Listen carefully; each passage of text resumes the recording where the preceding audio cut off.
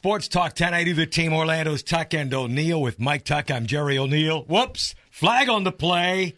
Wow, what else is new? Anybody been watching some NFL football? We've played 3 weeks, and the man in the middle would be your referee. A record 730 penalties accepted in 2015. That's 25 more than the record previous set back in 2005. What gives?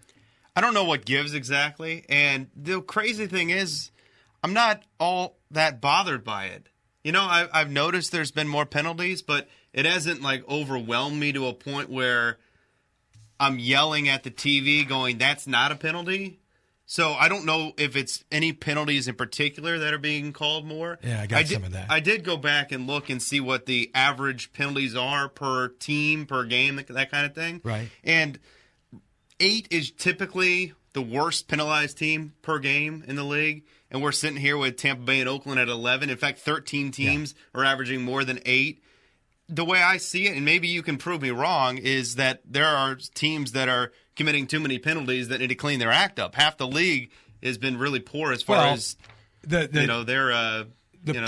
discipline. Pointing to 2 areas. One is, by the way, there have been 730 accepted penalties. There have been 116 declined. There are a number of offsetting penalties where no penalty is, marched off against one of the other teams. There are 24 offsetting.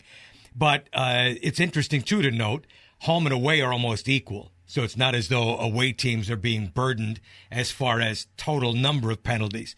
But 27% of the penalties are false start penalties. 21% are offensive holding. So that is an area where there was an edict coming into the year. They're going to be a little bit more cautious toward, good Lord, growing up, if you're a football fan, one of the things you've heard from little on is if you wanted to, you could call offensive holding on a down lineman on every play. The one thing that's always burdened me, not so much this year, is the percentage of penalties that are called on kick returns. It just grosses me out. If I were a special teams coach, I'd have no hair. It would have been pulled out a long time ago. And I don't know how many of those have been called. But it is most interesting that it is a new record through 3 weeks. One last thing. There were 298 of the 720 called in week 2. Only 206 this week.